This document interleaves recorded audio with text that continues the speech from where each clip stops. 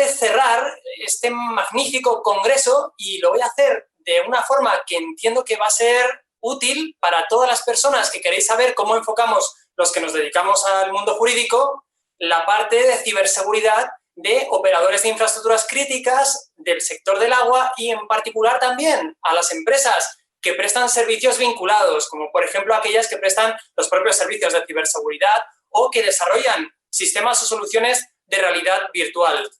Voy a compartiros pantalla para que veáis la presentación. Vais a ver que es súper sencilla, bueno, tiene poco texto, es dinámica, y la idea de ella es que a través de las diferentes... un segundo, que la hago un poquito más grande. A través de las diferentes slides o pantallas que vamos a tener, vamos a ir viendo la parte más fundamental, y después, por supuesto, abierto a preguntas. Lo que nos encontramos cuando nosotros nos dirigimos desde PwC a empresas que son del sector del agua, nos encontramos con que se hacen preguntas que son difíciles, que básicamente se refieren a los mayores obstáculos que tienen a la hora de innovar y mejorar internamente, pero cumpliendo con ciberseguridad y cumpliendo también con la normativa aplicable. Las preguntas, las respuestas y las reflexiones que se hacen son las que tenéis ahí a la derecha. Oye, yo sé lo que es la ciberseguridad, sé que es súper importante y sé que lo tengo que contratar o tener, pero es que no sé ni por dónde empezar. Necesitamos innovar, pero queremos también cumplir con las nuevas normas de la nueva normalidad laboral. Esto de que las personas van a poder trabajar o ya están trabajando fuera del lugar habitual de trabajo y se tienen que implementar las mejores medidas de seguridad física y lógica, de ciberseguridad, tienen que constar por escrito, es una locura. Bueno, pues a esto es a lo que nos dedicamos, a hacer que deje de ser locura y precisamente a facilitar esta innovación en las empresas. La situación actual que tenemos ha sido espectacularmente ya definida por los anteriores ponentes y se basa en una digitalización forzada por las circunstancias en las empresas del sector del agua.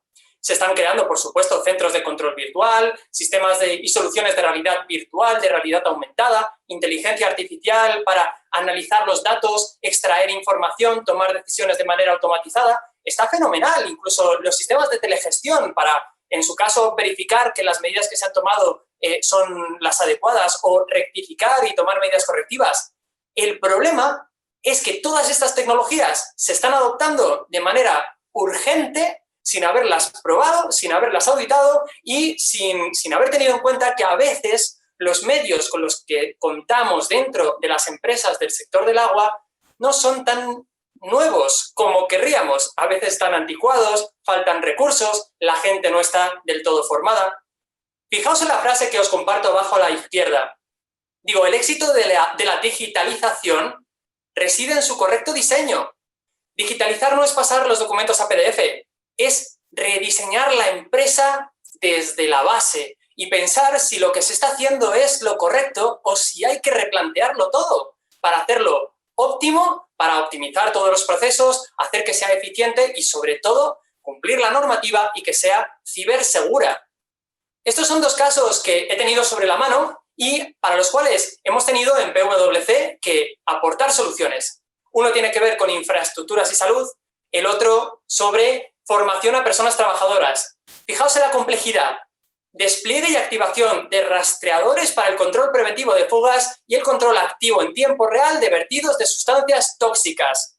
Es evidente que se puede hacer porque, de hecho, algunos de los ponentes que me han precedido han explicado con bastante detalle incluso cómo funcionan las tecnologías que se pueden aplicar para esto. Y en el caso de las personas trabajadoras, desarrollo de una solución de realidad virtual para la formación inmersiva sin desplazamiento con posibilidad de generar situaciones a resolver. ¿Qué quiere decir esto? Lo que quiere decir es que una persona a la que vamos a enviar a un centro, por ejemplo, un centro de reciclaje o un centro de... Lo que vamos a hacer es formarla en su casa, en su propio domicilio. Le vamos a entregar unas gafas de realidad virtual para que pueda ver a su alrededor cómo va a ser el lugar en el que va a trabajar y además que pueda probar a ver qué pasa si realiza determinadas acciones. Y si toco este botón, y si hago tal, ¿cómo funciona? Pues lo voy a estropear si hago tal cosa. Es decir, va a poder vivir en real, es decir, como si lo estuviese viendo a su alrededor, lo que sucede cuando toca determinados mecanismos o botones dentro de lo que será su lugar habitual de trabajo. Es fascinante, pero aquí viene la dificultad. ¿Cómo hacemos para saber si es legal o no implementar estas soluciones? En PwC contamos con una metodología formada por 5 pasos. Os digo cuáles y os comento cómo son, no en detalle, porque no da tiempo, pero sí un poquito más en detalle. El primero, analizamos qué tipo de entidad va a ser la que requiere implementar esta solución. Segundo, cuáles son los condicionantes externos e internos. Tercero, verificamos la normativa aplicable. Cuarto, ayudamos a reidentificar el problema, porque a veces el problema que nos dicen que existe no es en realidad que existe, hay otro, diferente. Y por último, damos una solución bajo metodología Legal Design. Vamos a verlo. En primer lugar, ¿qué tipo de entidad es la que quiere implementar esa solución? ¿Es un operador de infraestructuras críticas? Pues si lo que gestiona es un conjunto de elementos o servicios, uy, ¿qué me he pasado aquí?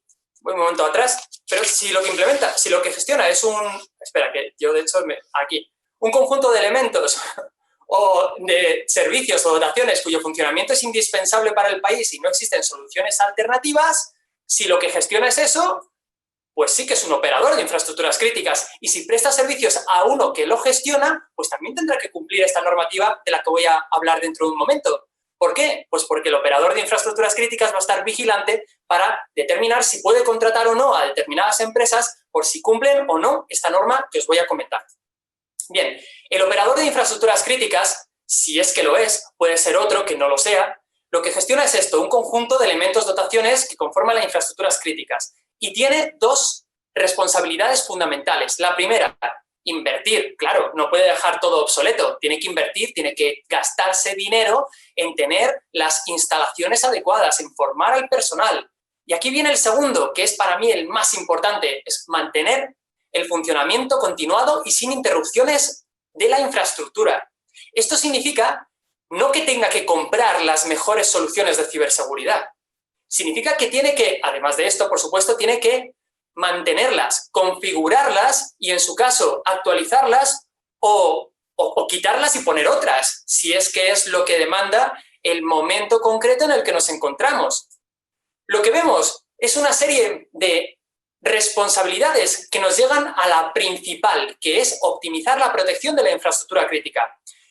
Hace unos meses, de hecho, es bastante poco en este sector, porque es que todo surge súper rápido y también bastante lento. Entonces, hace unos meses, os decía, hay una entidad de este tipo, un operador de infraestructuras, que nos preguntó, ¿debo implementar un sistema de microsegmentación para, en caso de que haya una falla, no solamente que haya una segmentación, sino que haya una microsegmentación por cada uno de las funcionalidades o de las operaciones internas? Mi respuesta fue, pues depende. ¿Es la mejor forma para que optimices la protección de la infraestructura crítica, para que siga funcionando? Pues si es la mejor forma, entonces es que estás obligado. Y si no lo implementas, tienes que especificar por escrito por qué. ¿Y esto dónde viene? ¿Qué normas nos lo indican? Pues nos lo indican unas normas que se basan en los condicionantes internos y externos que tengan las empresas. Aquí tenemos un condicionante que es fundamental. Estamos ahora mismo de 5 niveles que hay en el nivel 4 de riesgo ante ataques terroristas, en el nivel de alerta antiterrorista, y en el 4 también en el nivel de alerta de infraestructuras críticas. ¿Qué quiere decir esto? Lo que quiere decir es que los operadores de infraestructuras críticas y los prestadores de servicios a estos tienen que implementar cuantitativa y cualitativamente mejores soluciones que las que tendrían que implementar en los niveles 1, 2 y 3. Esto significa que las medidas de microsegmentación, de segmentación, de sistemas de protección del endpoint, de los sistemas para proteger aquellos lugares electrónicos o digitales que se encuentran en zonas desmilitarizadas, como por ejemplo sitios web o recursos a los que se puede acceder a través de Internet, tienen que estar suficientemente segurizados para impedir cualquier tipo de ataque físico o electrónico. Continuamos y vamos a ver el detalle de la norma. Y son todas estas que van a ir saliendo en pantalla. Son muchísimas normas, os decía. Hay una dispersión normativa inmensísima. El resumen de todas ellas es que las medidas de seguridad que obligan a implementar son todas las necesarias para garantizar la prestación continua de los servicios esenciales. Pero claro, hay límites. Si consideramos que el mejor servidor para guardar los datos está fuera de España, pues vamos a la normativa. ¿Nos permite la normativa alojar datos personales fuera de España? Pues tenemos normas en España que a las administraciones públicas u operadores de infraestructuras críticas o servicios esenciales que les prestan servicios les impiden, les prohíben estas normas alojar datos personales fuera. Así que tenemos límites a la exportación de datos. Tenemos que tener en cuenta factores de dependencia y obsolescencia. Dependencias, por ejemplo, si tenemos un sistema operativo desarrollado por una empresa privada que está fuera de España, también dependemos de los parches de seguridad que tenga a bien mandarnos o transferirnos en relación con las brechas de seguridad o los 0 days que se puedan detectar. Entonces, si tenemos esta dependencia, este factor de dependencia, tenemos un problema. Bueno, pues sí. ¿Podemos tener software creado por terceros? Pues por supuesto que sí, porque si no sería una locura tener que desarrollarlo todos nosotros. Pero hay que especificar cuál es el riesgo que asumimos y saber si queremos asumirlo o queremos mitigarlo, desplazarlo o destruirlo. Tenemos también que tener previsto cuál es el riesgo que asumimos por utilizar códigos ofuscados o que no conseguimos leer el código fuente en texto plano, o sea, que se vea. Hay también riesgos legales y éticos por la utilización de algoritmos de inteligencia artificial que toma decisiones por su propia cuenta. En relación con estas decisiones y en relación con el hecho de que pueda haber manipulación sobre las bases de datos, puede haber noticias falsas, que no solamente noticias, sino también datos, se pueden falsificar los datos que van fluyendo hacia la central, puede haber accesos por personal ilícito, o sea, por personal que no tiene los permisos para poder acceder, puede haber sustracción de datos, brechas de seguridad, espionaje. El espionaje es uno de los principales caballos de Troya que tenemos en España en relación con este tipo de elementos. Así que ya sabemos que existe toda esta normativa. Claro, evidentemente, si no tenemos conocimientos legales, habrá que contar con alguien que sí que los tenga y que nos ayude. Ahí nosotros en PwC Legal contamos con un departamento que es donde yo estoy, que es New Law, que está especializado en normativa aplicable a operadores de infraestructuras críticas y en particular, en este caso, a las materias de ciberseguridad. Así que si no es con nosotros, pues con quien sea, pero hay que contar con alguien que de verdad sepa de la materia. ¿Cómo hacemos todo este entramado cuando ya tenemos quiénes, los condicionantes, las normativas? Lo que hacemos es construir una pirámide en la que ponemos al usuario final en el centro, porque aquí hablamos de servicios dirigidos a personas. Aunque sea un riego de un parque, estamos hablando de que ese parque está hecho para que vaya alguien a disfrutar de él. O, por ejemplo, el agua que va a un hospital. Ponemos a la persona en el centro. Y en el centro, con ella en el centro, nos ponemos con ella, nosotros en el centro, y desarrollamos un diseño de la solución contando con... Diseño no es dibujar, diseño es contar con todas las soluciones y ver si tienen sentido o no. Bueno, pues hacemos un diseño tomando el tipo de entidad, los condicionantes, las leyes que hemos mencionado antes, las tecnologías que son las más adecuadas. A lo mejor viene uno y dice, es que quiero un desarrollo en Flash. Y le decimos, pues mira, chico, en Flash a lo mejor no es lo mejor. Bueno, pues hay que tener este tipo de cuidados.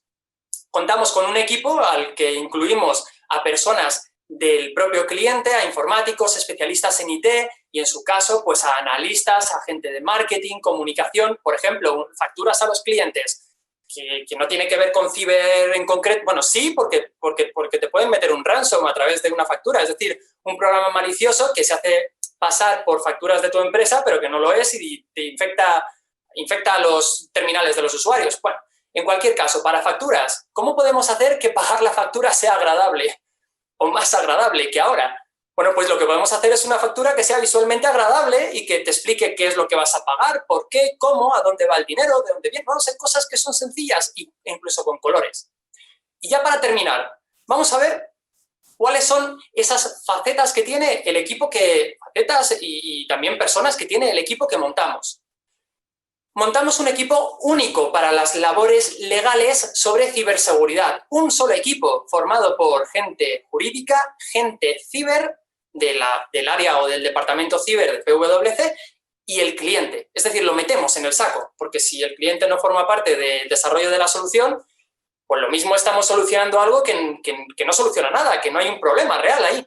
Así que lo metemos. Y tenemos en cuenta, además de las normas que veis ahí abajo a la izquierda, tenemos en cuenta qué terceros tendrán acceso a los datos para suprimirlos o limitarlos y tenerlos controlados a través de contratos de encargado de tratamiento, contratos de confidencialidad o lo que corresponda. Pero hay que saber quién va a tener acceso a los datos. Segundo, licencias de software. Imaginad que contratamos a un tercero, a un externo, que desarrolle un sitio web para que los clientes puedan acceder para lo que sea. Y ese sitio web resulta que tiene el core, la parte del núcleo, creada bajo GNU GPL versión 3. Pues nos obliga a nosotros, que hemos comprado la solución, a tener que liberar el código de forma pública a través de Internet. Pues es un problemón. Bueno, pues tendremos que comprobar esas licencias. Contratos de prestación de servicios, para ver si estamos contratando algo que es un servicio que va a cesar dentro de un mes y necesitamos que sea a largo plazo. Análisis de riesgos e interdependencias. Básicamente la interdependencia son los efectos que una falla dentro de uno de los procesos, dentro de nuestro sistema, como los efectos que una falla vaya a tener sobre los demás elementos del proceso o sobre otros operadores de infraestructuras críticas. Ya por último, llevamos a cabo una profunda evaluación de impacto sobre las personas. ¿Qué quiere decir esto también? Porque son muchas cosas. Bueno, pues la evaluación de impacto es cómo va a afectar esta solución que vamos a implementar cuando ya esté en funcionamiento. Va a hacer que las personas se sientan más felices, vamos a operar con mayor agilidad, va a resultar un mayor beneficio para nosotros y también para las personas sobre las cuales se va a operar. Bueno, pues estos son los puntos básicos que se meten, como veis, en el esquema de la ciberseguridad, haciendo que la solución sea completa y global. Para más información, que habrá gente que la necesite, además de contestar hoy todas las preguntas que nos deje el tiempo, os podéis dirigir, por supuesto, a mí directamente, al correo electrónico que veis ahí, que es enorme e infumablemente largo, pero si queréis algo más sencillo, a través de la página web de IAGUA, ahí tenéis mi perfil de LinkedIn clicable, con mi perfil también de Twitter, para que podamos hablar directamente y nos pasamos después a una versión más segura y cifrada para poder mantener las conversaciones. Y esto es todo. Espero que haya resultado de lo más interesante posible y queda a vuestra disposición.